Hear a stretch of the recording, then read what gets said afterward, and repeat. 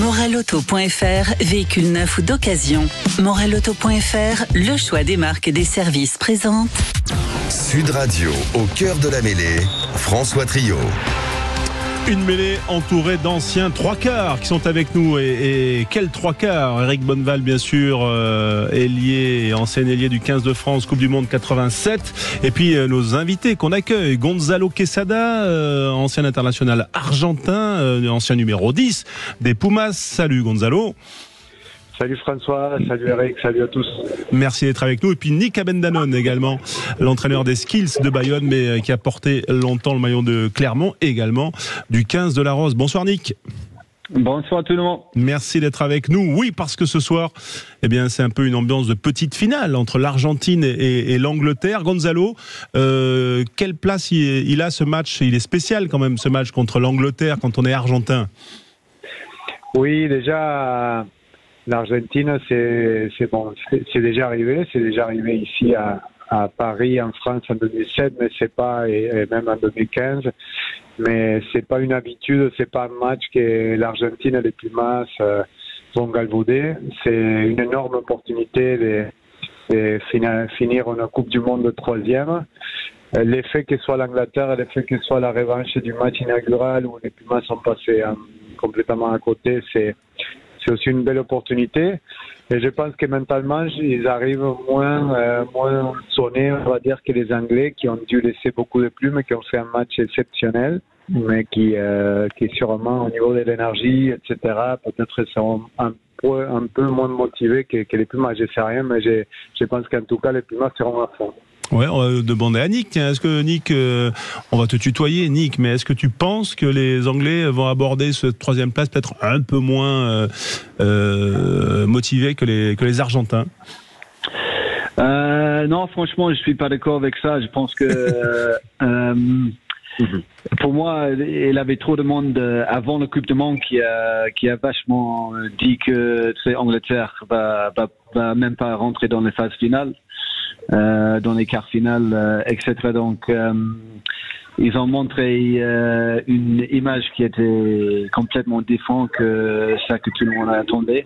Et c'est une très bonne opportunité pour eux de vraiment fermer la gueule de quelques autres personnes qui a dit ces trucs avant la Coupe du Monde et montrer l'avenir pour une équipe qui commence à jouer très bien.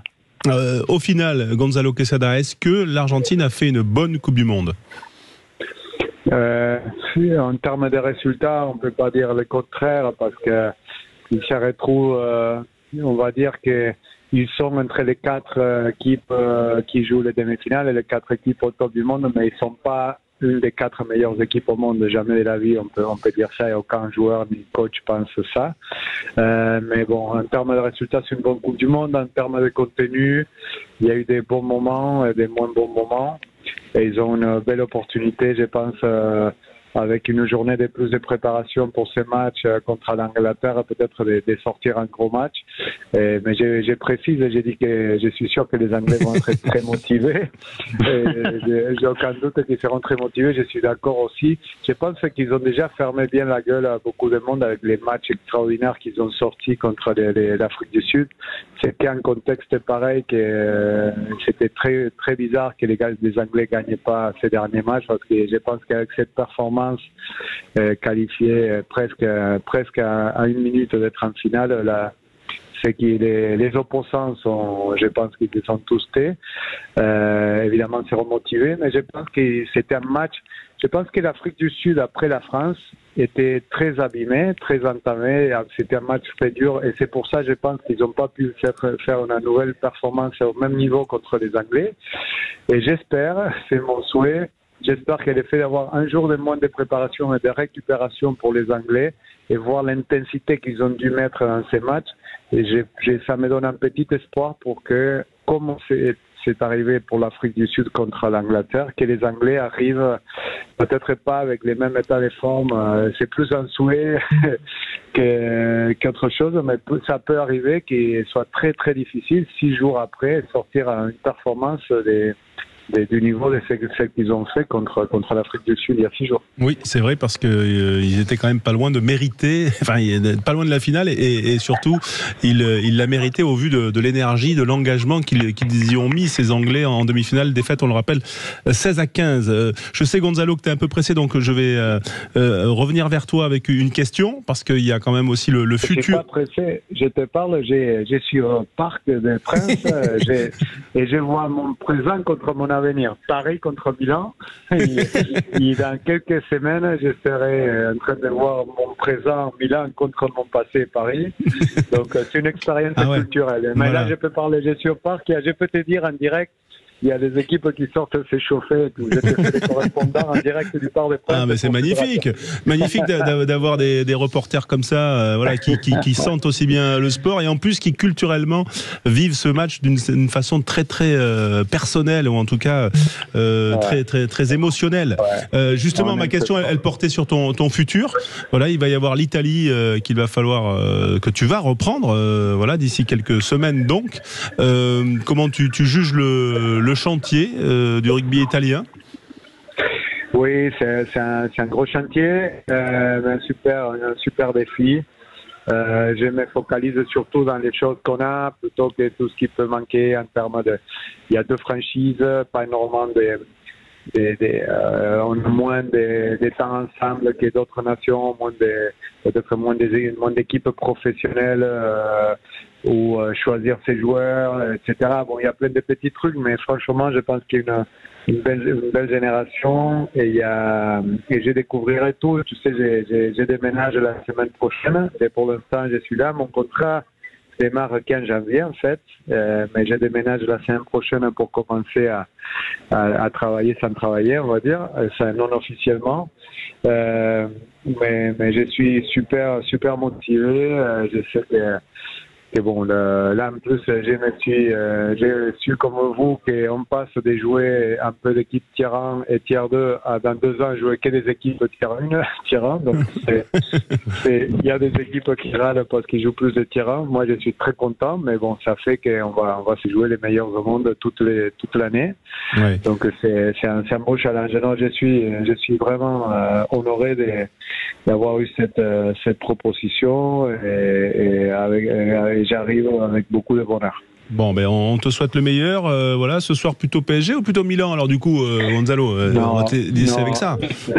Écoute, déjà complètement PSG, parce qu'en plus là-bas, j'ai déjà pris contact avec Pupi Zanetti, je ne sais pas si vous vous rappelez, qui est un grand ancien de l'Inter, maintenant dirigeant de l'Inter. J'ai déjà parlé avec lui. Je pense que si je commence par être pour l'AC Milan, je commence mal ma nouvelle expérience. Bon, ben on te souhaite en tout cas beaucoup de courage, et merci d'avoir été avec nous, en tout cas pour évoquer cette petite finale et cette Coupe du Monde plus largement. Bon défi, bonne soirée ce soir bien sûr au Parc, mais bon défi avec le rugby argentin, Gonzalo, et nous ne manquerons pas de te solliciter aussi pour suivre ton travail avec la Squadra Azzurra. Merci Gonzalo, et bonne soirée. Merci à vous. Ciao, bonne soirée. Salut Gonzalo. Toujours avec Eric Bonneval et Nick Abendanon, voilà, entraîneur donc à Bayonne désormais, après avoir fini ta carrière à Vannes, Nick. Voilà, on a envie aussi de parler avec toi un peu des Sud-Africains, parce que tu as quand même aussi une influence sud-africaine. Tu es né en Afrique du Sud, Nick. Oui, c'est ça. J'étais né en Afrique du Sud. J'ai grandi en Angleterre. Et j'habite en France, donc et tes parents sont néerlandais? Ils sont néerlandais, ouais. C'est un peu compliqué chez moi, mais j'ai eu 3 chances de gagner cette Coupe du Monde, et j'arrive à la finale avec une chance maintenant, donc c'est bon. Bon, ben justement, toi, tu vois comment cette finale entre les Blacks et les Néo-Zélandais et les Sud-Africains, parce qu'elle est forcément particulière. C'est quand même les 2 grands rivaux qui se retrouvent. C'est un peu un derby des champions. Oui, je pense que franchement, ils sont les deux équipes qui méritent d'être dans la finale. Ils ont montré une jeu qui... Wow.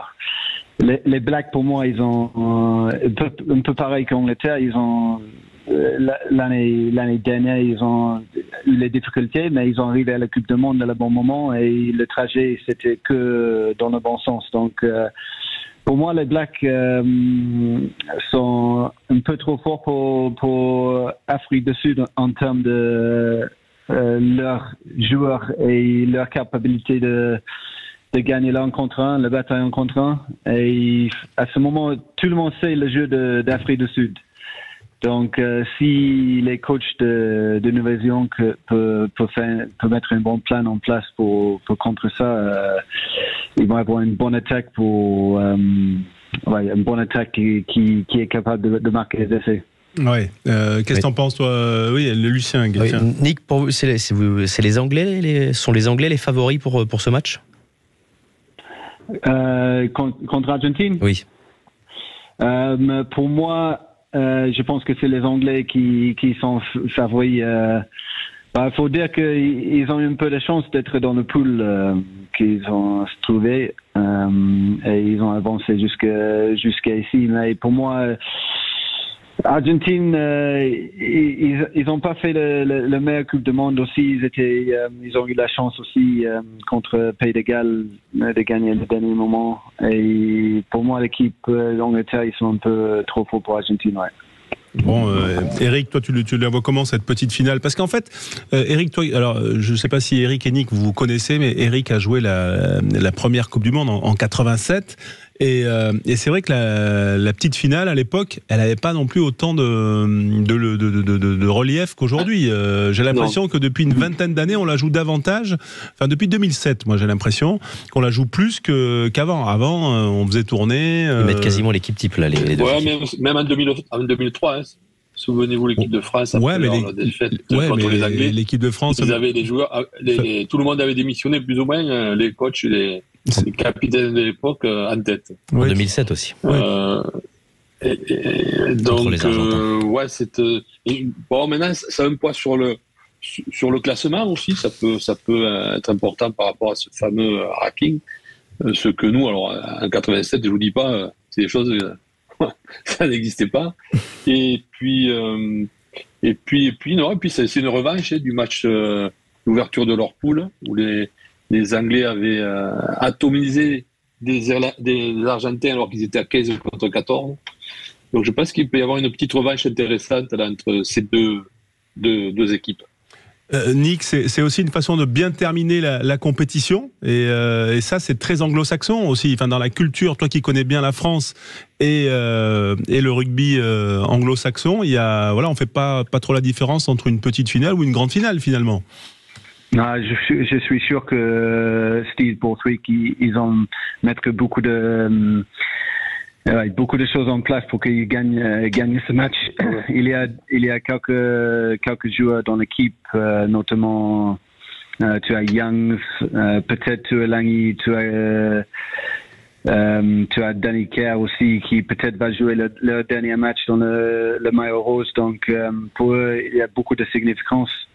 Et c'est sûr qu'ils vont faire tous pour qu'ils finissent le tournoi dans le bon sens. Et c'est une équipe qui construit quelque chose. Je sais, il y a les vieux qui va quitter l'équipe, mais il y a beaucoup de jeunes qui commencent à jouer. Et cette équipe va être ensemble pour les prochains 4 ans pour arriver à la prochaine Coupe du Monde. Donc, chaque fois que tu gagnes dans cette équipe et créer quelque chose, ça fait du bien pour le momentum de cette équipe. Oui, et on se souvient, en 95, on se souvient que la France s'était fait un point d'honneur à battre l'Angleterre dans cette finale de 3e place après une demi-finale douloureusement perdue par les Français à Durban face aux Sud-Africains.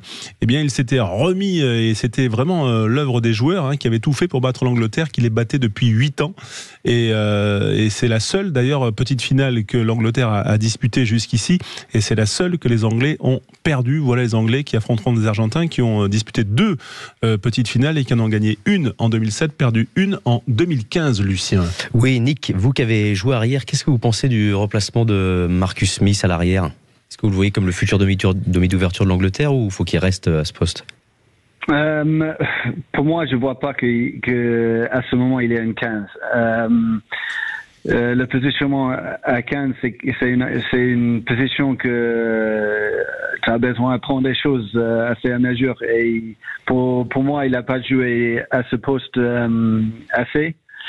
Stuart, il a montré un très très bon match contre les Sud-Africains. C'était une jeu pour lui. Il est très fort sur le ballon haut.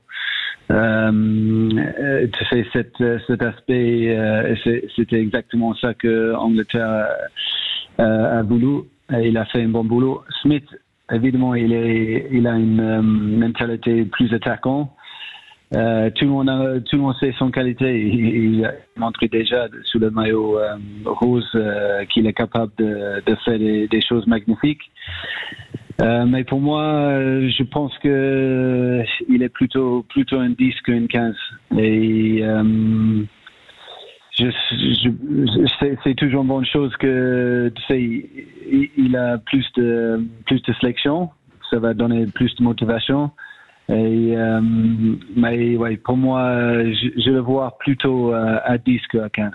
Nick, on va vous le laisser bien sûr vous remercier, voilà, et puis surtout vous laisser vous préparer avec Bayonne au début, la reprise en top 14. C'est Bayonne Stade Français pour vous dimanche, on va le vivre sur Sud Radio aussi, c'est ça?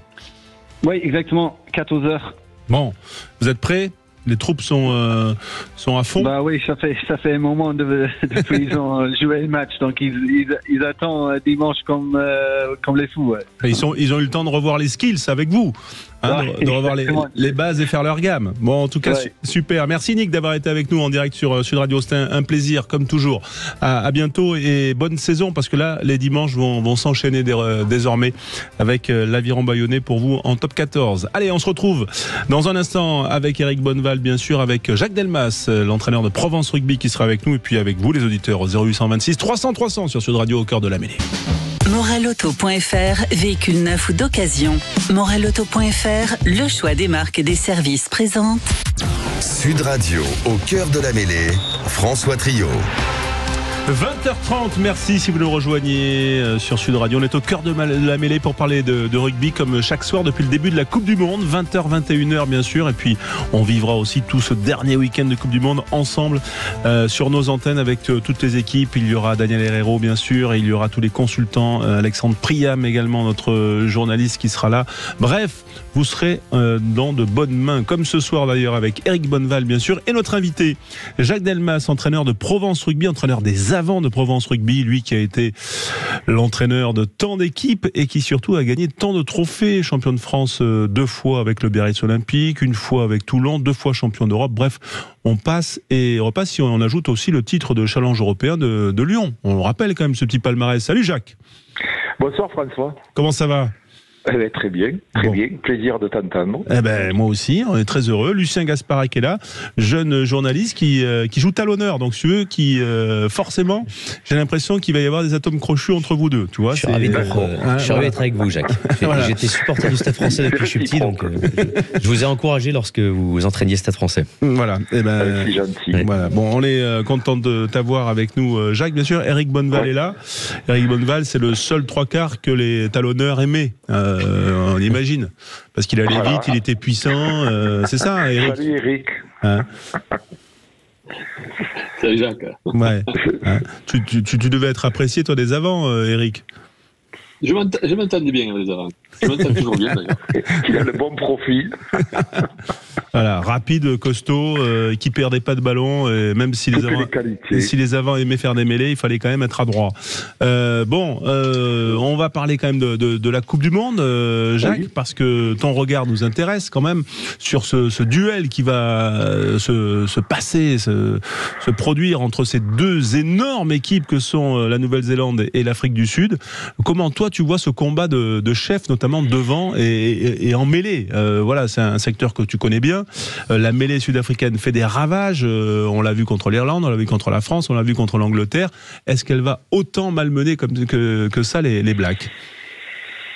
C'est la question que se pose un petit peu tout le monde, parce qu'on sait que cette équipe sud-africaine a malmené l'équipe de France dès qu'il y a eu du coaching. Ça a été la même histoire avec les Anglais. On connaît leurs points forts, ils sont dominants dans cet exercice. Les Blacks ont d'autres qualités. Je ne sais pas s'ils ont forcément une meilleure ou une aussi bonne mêlée que les Sudaf, mais ils s'en sont toujours sortis, les Blacks, quand ils sont en difficulté à mêler, ils arrivent toujours à trouver des solutions. Je pense que sur une finale, je pense qu'ils seront capables, encore une fois, de trouver des solutions, parce que c'est une équipe quand même qui sait s'adapter.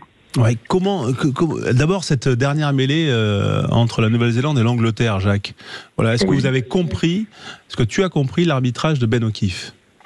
Alors, au départ, je l'ai pas compris, mais après les commentaires de notre ami Benjamin Kaiser, parce que nous, on ne l'a pas vu à la télé, ils n'ont pas remontré l'autre angle, mais le talonneur anglais, apparemment, a mis un genou à terre. Le gaucher, je crois, non? Le gaucher anglais, pardon. Voilà, le pilier gauche a mis un genou à terre, et c'est ce qui a fait que je pense que c'est notre cher arbitre français qui a bipé et qui a signalé que le gaucher anglais avait mis un genou à terre. Ce qui n'empêche que Corr a été sur pratiquement toutes les mêlées, s'est mis en travers, et il n'a pas été sanctionné. Il y a des images qui le prouvent. Voilà, mais bon. Souvent, on dit que quand on se met en travers, c'est qu'on n'est pas bien, même quand on joue à droite. En plus, c'est difficile de dire, mais c'est un pilier quand il joue au Saracens qui était énorme, aussi bien en mêlée que. Là, tu parles de Vincent Corr. Ouais, de Vincent Corr, c'est un animal. Je l'ai trouvé quand il était arrivé au Stade Français. J'ai trouvé que son rendement n'était pas tout à fait le même qu'il avait au Saracens. Et avec les Sudaf, mais chaque fois qu'il rentre, il arrive parce que Malherbe est un animal à droite, même s'il a une posture qui est peut-être pas extraordinaire à regarder, mais il est très efficace à droite, et quand Corr rentre, ils maintiennent, et là encore ils l'ont montré, un niveau de mêlée encore aussi performant, mais c'est surtout le gaucher en rentrant qui a fait une grosse différence, parce que il a mis au supplice Sinclair. Oui. Et à partir de là, la mêlée anglaise, c'est désagrégé, quoi. Quand on voit sur une des dernières mêlées comment ils arrivent à faire monter le talonneur anglais, ils nous ont fait une double poussée à un moment donné. C'est vraiment c'est vraiment leur point fort, quoi. Et puis ils sont tellement sûrs de leur sujet que, chose que l'on ne voit pas dans notre championnat, sur un arrêt de volée, même dans leur cas, ils ont demandé une mêlée pour transformer ça ensuite par une pénalité. Ils sont allés jouer chez l'adversaire. C'est une stratégie, quoi, que personne n'a adoptée, quoi. Donc il faut leur reconnaître quand même que ce sont des gens qui arrivent à tirer profit de leur force. Voilà, Henche, 1m76, 122 kg, qui pose des problèmes à tout le monde. On l'a vu contre l'Irlande, notamment, ça rentrait et fait du mal. Et là, contre les Anglais, effectivement, elle a fait beaucoup de mal. Éric Bonneval, je ne vais pas te faire réagir sur la mêlée à proprement parler, mais sur, en tout cas, le sentiment de revanche des Néo-Zélandais. Il est quand même là. Est-ce qu'ils n'ont pas fait finalement une erreur, les Sud-Africains, on va dire un peu stratégique, en collant 35 points, la plus large défaite de l'histoire du rugby néo-zélandais à Twickenham, juste avant la Coupe du Monde, en corrigeant, en infligeant quand même ça faisait peine à voir, même tellement qu'ils se sont fait ridiculiser. Et là, sincèrement, il y a la finale, et puis il y a ce sentiment de revanche là. C'est du caviar, c'est du petit lait pour les entraîneurs là en termes de motivation. Je pense qu'ils ne doivent pas avoir grand-chose à faire, c'est sûr. Bon, il ne faut pas oublier quand même qu'en juillet, les Néo-Zélandais avaient battu les Sudaf aussi. 35 à 20. Ils les avaient bien battus. Oui, ils les avaient bien battus, donc c'est la belle, on va dire que c'est la belle entre deux énormes nations du rugby mondial, tout simplement. C'est mis à part la France, c'est la finale rêvée. Ouais, c'est la finale rêvée, Lucien. Oui, j'avais une question pour Jacques, lui qui est entraîneur chevronné, un manager reconnu. Est-ce que vous apporteriez du 109 dans cette équipe sud-africaine, puisque voilà, les joueurs, ça fait 2 matchs qui gagnent à 1 point, ils semblent un peu harassés. Est-ce que vous pensez qu'il faut changer et faire intégrer des joueurs qui n'ont pas joué le quart et la demi? Alors, je crois que ce serait même que d'humilité me permettre de dire des choses pareilles. Chacun, ils sont au cœur de leur équipe, de leur groupe. Je crois qu'ils en tirent la quintessence. Erasmus, on aime ou on n'aime pas. Mais bon, ils sont capables à tout moment de faire du coaching. Jusqu'à présent, un coaching payant. Ils ont leur seconde ligne, l'ancien Toulonnais qu'ils ont fait sortir. Je pense qu'ils vont le remettre parce qu'il aura fait de la fraîcheur. Je pense à d'autres joueurs. Je ne sais pas si Douane Vermeulen sera toujours là, mais il amène toujours tout autant de sa puissance. Moi, je crois qu'ils vont pas trop changer leur plan. Eric. Jacques, tu crois pas que le problème, ça va être le talonneur, je pense. Je parle même pas de l'affaire qui est autour de lui. C'est qu'ils ont qu'un talonneur de métier. Qui a fait 2 fois 80 minutes. Et il s'est fait bander la cuisse. Qui commence à être usé. Ouais. Et moi, c'est des postes spécifiques. Que tu fasses rentrer la 3e ligne un talonneur en cours de match, c'est une chose. Mais que le mec commence à entrer un match, s'ils l'ont pas, ça va être compliqué. Je pense que ils ont fait des paris, je ne sais pas si ça peut pas se retourner contre eux. Qu'est-ce que tu en penses? Ça, c'est pas impossible. On ne connaît pas trop, il se dévoile pas trop. On ne connaît pas trop la nature de la blessure. Je pense qu'il a un problème à une cuisse. Mais je pense que il va au moins le rassurer 60 minutes, quoi. Parce que c'est une force, parce que c'est un point d'ancrage. Le fait d'avoir perdu Marx, bon, ils l'ont changé en faisant revenir Pollard. C'est vrai, mais même s'ils font rentrer l'ancien Grenoblois, s'ils le remettent, et l'ancien Lyonnais, Foury au talonnage, bon, c'est encore autre chose, mais moi je pense qu'il va le rassurer, ils vont tout faire pour qu'il assure au moins 60 minutes de la finale. Mais c'est vrai, mais bon, ils sont à 80 minutes d'un titre, ils savent gérer ça, ils ont été champions du monde il y a 4 ans, ils vont toute cette semaine va être mise à profit pour régénérer et refaire de la fraîcheur. Donc au même titre que les Blacks d'ailleurs, hein. Mais bon, c'est vrai qu'ils ont quelques joueurs vieillissants mais suffisamment expérimentés. Moi, je crois que ils ne vont pas changer leur plan, hein, parce que c'est leur force et ils ne vont pas se fragiliser. Mais parce que d'après moi, si il a une blessure un petit peu suspecte à la cuisse, ça m'étonnerait qu'ils le mettent remplaçant au risque qu'il se pète, quoi. Ils le feront attaquer et il n'attendra que pour un. Et voilà, exactement. Et puis c'est Pollard qui devra assumer. Pollard devra assumer. Il a été appelé en remplacement de Bonambi. Il se foutra au talon, hein, c'est tout. Hein. Voilà. Alors, on lit un peu tout.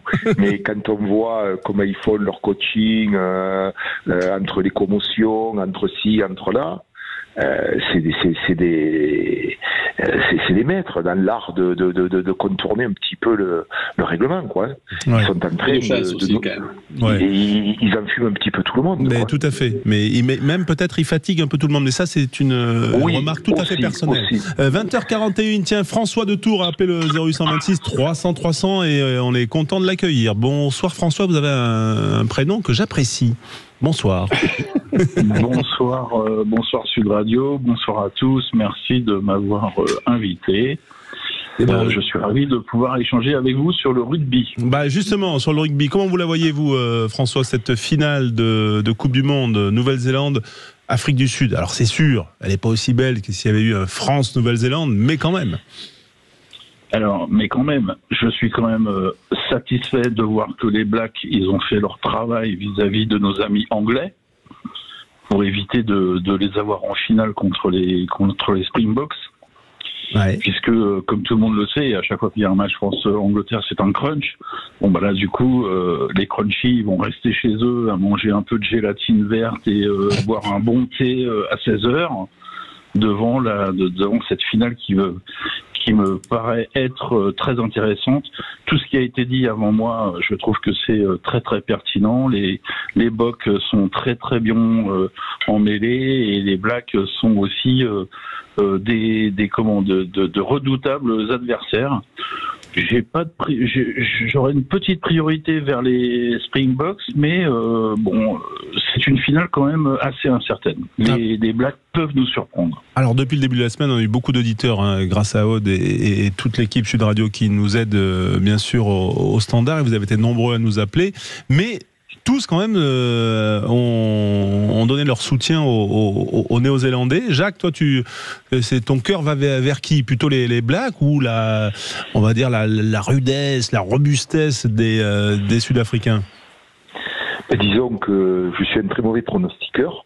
Là, je parle de ton cœur, Jacques, et je sais que tu as un grand cœur. J'ai un grand cœur. Mais quand on voit... ce sont les Blacks quand même qui nous ont ravis. Les beaux matchs que l'on a vus, c'était le match d'ouverture contre l'équipe de France, les Blacks contre l'équipe de France. On a vu les Blacks contre l'Irlande, qui a été un match magnifique. Afrique du Sud, Irlande. Le quart de finale, tu veux dire, le quart de finale contre le quart de finale. Le quart de finale a été magnifique, il a été somptueux. Et à partir de là, malheureusement, je crois qu'on a vécu sur les 4 quarts, on a vécu 2 quarts de finale qui étaient des demi-finales annoncées, quoi. Et ça, dès les quarts de finale, une équipe de France, une équipe d'Irlande qui avait la possibilité d'être championne du monde, qui ont été éliminés. Bon, ça, on va pas revenir là-dessus, mais pour moi, c'est dans le rugby que j'aime et que je défends, même si j'ai beaucoup de respect pour les Sudaf, pour leur rudesse, pour leur capacité au combat, à faire mal aux gens, j'ai une petite mon cœur il rave pour les Blacks, quoi, parce que ils ont c'est un rugby fait aussi d'intuition et qui est moins programmé que celui des Boks, quoi. On le sait, mais c'est 2 philosophies différentes. Mais je rebondis sur ce que tu dis. Je me posais une question. Est-ce que la victoire, si les Boks étaient amenés à gagner, est-ce que ce serait pas la victoire du muscle sur le jeu un peu? Est-ce que ça voudrait pas dire qu'il faut juste avoir un gros pack pour l'emporter? Non, ça ne veut pas dire ça, parce que oui, je répète, ils tirent la quintessence de leur paquet d'avant, mais n'oublions pas quand même que ils sont dans la stratégie, quoi. Ils utilisent leurs points forts, ils ont un gros milieu de terrain, ils ont des ailiers qui sont très opportunistes. Voilà, c'est une philosophie de jeu. C'est vrai qu'on voit, c'est pas très inspirant, mais ça existe.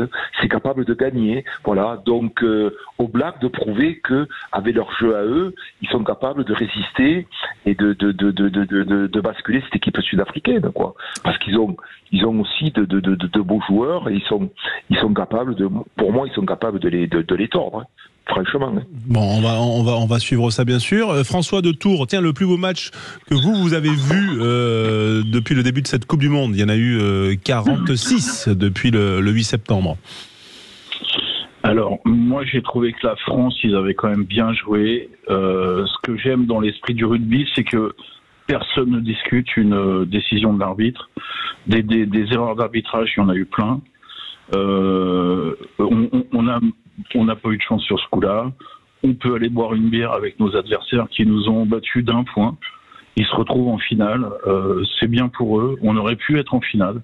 Ce sera pour la prochaine fois. Je pense que moi, le match le dernier match de la France contre les Boks, j'ai bien aimé.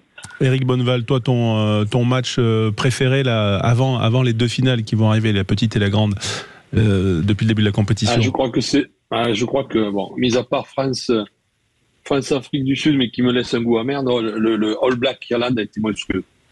En termes de jeu, en termes de vitesse, en termes d'engagement, très peu de fautes des 3 côtés, c'est-à-dire des 2 équipes et de l'arbitre. Donc du coup, c'est le match, ça a été pour moi un des matchs les plus aboutis cette Coupe du Monde. Les deux équipes. Jacques Delmas, vous qui êtes encore entraîneur et entraîneur de Provence Rugby, un staff avec Julien Dupuis notamment et Mauricio Reggiardio, est-ce qu'il y a des choses que vous avez apprises, découvertes, est-ce qu'il y a des lancements que vous avez notés? Parce que tiens, cette petite combinaison, elle est pas mal. Enfin voilà, est-ce qu'il y a eu des nouveautés que nous, nous qui connaissons rien, on a peut-être pas fait attention? Non, franchement. Ce côté-là, j'ai pas trouvé franchement de vraies nouveautés. Ce qui a été difficile et c'est pas toujours compréhensible, c'est la défense sur les portées, où on voit tout et n'importe quoi. Et pleine tolérance. Alors on voit les gens qui rentrent sur les côtés, qui ont possibilité de se gripper, d'avancer, enfin bon. Et c'est arbitré différemment, ça c'est une chose. Mais comme l'a dit Eric, quoi, je crois que tout le monde ne peut pas le faire. C'est ce jeu qu'ont proposé les Irlandais, cette capacité à tenir le ballon, à mettre la pression. Je crois qu'ils ont fait 37 temps de jeu sur le dernier truc. Alors oui, on va me dire, mais ils font 37 temps de jeu et à la sortie ça marque pas. Mais ça a tenu à rien du tout, quoi. Et à côté de ça, on voit une équipe black où le numéro 10 Nunga prend le ballon, attaque la ligne, vient chercher la zone un petit peu fragile, en deux passes, il va au milieu des barres, quoi. C'est les blacks, ça. C'est ça la beauté de ce sport, parce que il y a eu deux philosophies différentes, mais on a pris un plaisir fou à les regarder, quoi. On se serait jamais arrêté on aurait voulu que ça continue encore, quoi. Et des matchs comme ça, reconnaissons qu'il n'y en a pas eu beaucoup, quoi, dans cette Coupe du Monde, mais voilà, c'est aussi ça. Mais au point de vue nouveauté, moi franchement, je n'ai pas vu beaucoup de nouveautés en termes de jeu. Bon, voilà, autant dire qu'on n'est pas complètement déconnecté du rugby, puisque nous non plus. Hein, donc voilà. Mais la mêlée sur l'arrêt de volée. Ouais, la mêlée sur l'arrêt de volée. Oui, voilà, c'est vrai. Non, mais c'est quelque chose qu'on a su mettre à profit. C'est pour ça que je dis que les Sudaf, en termes de préparation de match, en termes ils sont à la pointe, quoi. Il faut leur reconnaître cet atout, quoi. Ils sont suffisamment novateurs sur ces choses-là. Et en plus, ils ont des lumières pour indiquer à leur buteur de buter ou pas. Enfin, c'est extraordinaire. Bon, Jacques, merci d'avoir été avec nous. C'est quoi le programme de Provence, juste le prochain match? Eh ben, on va à Valence-Roman, qui fait un très beau début de saison. Eh ben, on va suivre ça, bien sûr. Bon début aussi de Provence. Et régale-toi bien et on se reparle très vite sur l'antenne de Sud Radio. Merci Jacques Delmas. Merci à vous, les amis. Toujours passionnant à écouter l'entraîneur des avants de Provence Rugby. François de Tours, merci d'avoir été avec nous et d'avoir partagé cette passion, ces émotions qu'on aurait voulu voir en bleu jusqu'au bout de la Coupe du Monde. Mais voilà, ça reviendra, comme vous l'avez très bien dit, François. Ils seront champions du monde, ces Français. Ça viendra, c'est sûr. Ils vont le mériter, ils le méritent déjà et ils vont l'obtenir, c'est sûr. Mais il faudra encore patienter et on est des supporters patients. Merci François d'avoir été avec nous. Merci en direct sur Sud Radio. Dans un instant, il est là, il revient. C'est Lucien Gasparac. Il a Sud Radio. Sud Radio. Parlons vrai. Parlons vrai. Sud Radio. Parlons vrai. Tadam, tadam. Pour économiser l'énergie et réduire nos émissions de CO2, vous connaissez la musique. Chauffage, 19 degrés. Lumière, pensez à l'éteindre. Appareil en veille, pareil. Machine à laver, lancez en décalé. Thermostat, installé. Covoiturer et lever le pied, toujours une bonne idée. On a tous pris de bonnes habitudes. C'est facile de continuer. Je baisse, j'éteins, je décale. Pour la planète, chaque geste compte. Ceci est un message du gouvernement. Morelauto.fr, véhicule neuf ou d'occasion. Morelauto.fr, le choix des marques et des services présente. Sud Radio, au cœur de la mêlée, François Trio. Au cœur de la mêlée ne serait pas l'émission qu'elle est s'il n'y avait pas le Qui je suis, ce jeu qui vous permet à vous les auditeurs, après avoir appelé le 0826 300 300, de gagner un cadeau. Et ce cadeau, c'est un ballon Sud Radio Gilbert. Voilà, c'est un ballon que les auditeurs s'arrachent, Lucien Gasparac. Oui, ils nous appellent nombreux depuis le début de la Coupe du Monde au 0826 300 300 et seulement les élus le remporte. Et aujourd'hui, on va encore avoir un beau duel entre Jacques... Votre côté élitiste. Voilà, c'est ça. Entre Jacques de Pin, juste à Rennes, dans le Haut-de-Garonne, et Michel de Géguin dans le Gers. Décidément, le Gers a été à la fête cette semaine. Mais voilà, je m'en réjouis. Est-ce que le Gers va encore Bonjour Michel et bonjour Jacques. Oui, bonsoir. Oui, bonsoir. Messieurs, est-ce que vous êtes prêts pour le qui je suis? Bien sûr. Voilà, vous connaissez bien les règles. Hein. Attends, on va lancer quand même le jingle. Oui, c'est pas rien, c'est le qui je suis, c'est parti. Ouais. Sud Radio, au cœur de la mêlée. Alors, puisqu'on ne se connaît pas, présentez-vous. Présentez-vous. Les gars, qui je suis? C'est moi.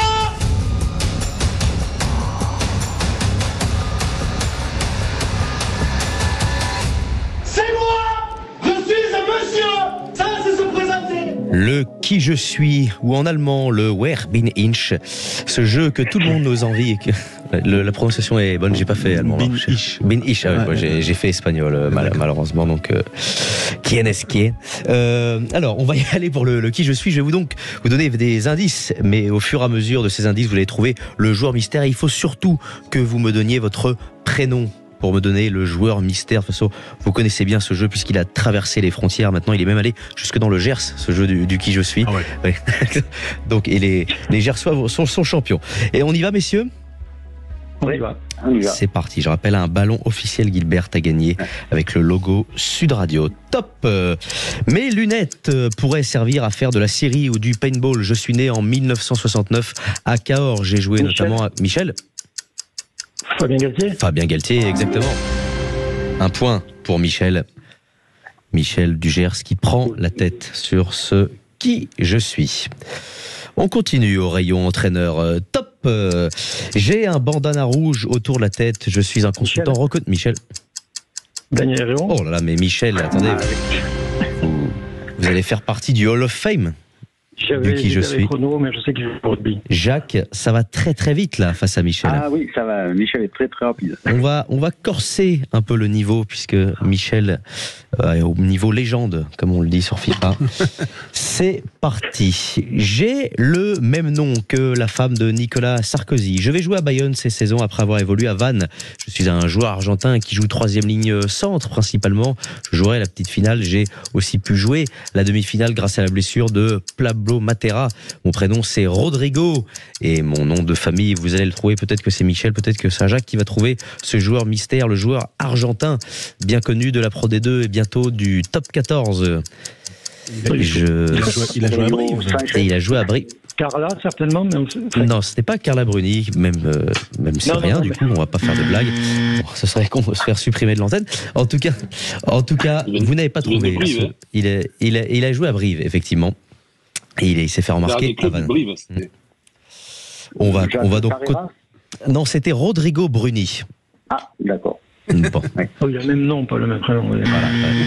Oui, c'était le même nom, pas le même prénom. C'est un peu bizarre, mais bon, on essaye toujours de trouver des petits calembours pour faire trouver les joueurs et pas juste donner. Il y avait des pièges là, parce qu'il y avait le prénom et puis Vannes. Alors que c'était le nom et c'était Brive. Ah, j'ai dit le nom. J'ai le même nom que la femme de Nicolas Sarkozy. En tout cas, tout à fait. Je suis là, je suis huissier ce soir et je peux le certifier. On y va. On continue. J'ai le même nom qu'un aviateur célèbre. Je suis né en 1986 à Épinal. J'ai joué à Toulon lors de la belle époque de Toulon où il y avait notamment Jacques Delmas. J'étais centre. J'ai aussi évolué en équipe de France. J'ai joué à Perpignan où je suis champion de France en 2009 au poste de numéro 12. Je suis formé au Stade Toulousain. Je suis champion du monde de la génération 1986 en 2006 à Clermont. J'ai terminé. Jacques. Oui, c'est Mermos. Et c'est un point pour Jacques. Bien joué. Bravo Jacques. Est-ce qu'on a encore un peu de temps, Maxime, pour continuer? On continue.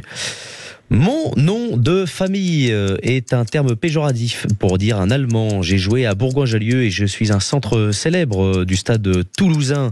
Je suis né en 1984 à Sens. Michel. Florian Fritz. Florian Fritz, exactement. Je crois que c'est plié.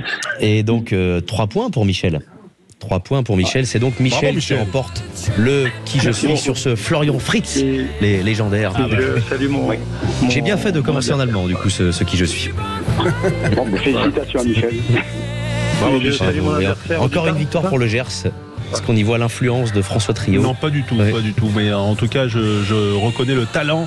Et Michel et Jacques l'ont parce qu'ils sont fidèles à Sud Radio. Tiens, Jacques, vous qui sans doute êtes passionné de rugby et allez peut-être regarder ou écouter sur Sud Radio la finale de la Coupe du Monde, vous voyez qui l'emporter samedi? Moi, je vois plutôt les All Blacks. Je vois les Blacks l'emporter. Ouais, et vous, Michel? Exactement la même chose. D'une bonne quinzaine de points d'avance. Ah ouais. Tiens, Eric, ça t'évoque toi quoi ce prono de moi Michel? je l'espère. Je l'espère vraiment que les Néo-Zélandais vont. Que le jeu soit récompensé. Que ceux qui produisent du jeu pas la roublardise du coach et du coaching. Voilà. J'ai envie que ce soit le jeu qui gagne. J'ai l'impression que ça te plaît pas trop, toi, Eric, les appels de phare là depuis la coach box. Hein. Voilà. Bon, merci. Non. Merci, messieurs, Jacques et Michel, d'avoir joué avec nous. Bravo, Michel, pour ce cadeau Sud Radio. Bien sûr, on y va. Oui, on va y aller, mais on dit aussi merci et au revoir à tout le monde. Voilà. Au revoir, Lucien. Au revoir, merci. François. Au revoir, Maxime. Au revoir, Aude, bien sûr. C'était un plaisir au cœur de l'EML. Jacques Pessis est là avec nous pour les clés d'une vie, bien sûr. On se retrouve dès demain, 20h, pour Au cœur de la mêlée. Excellente soirée.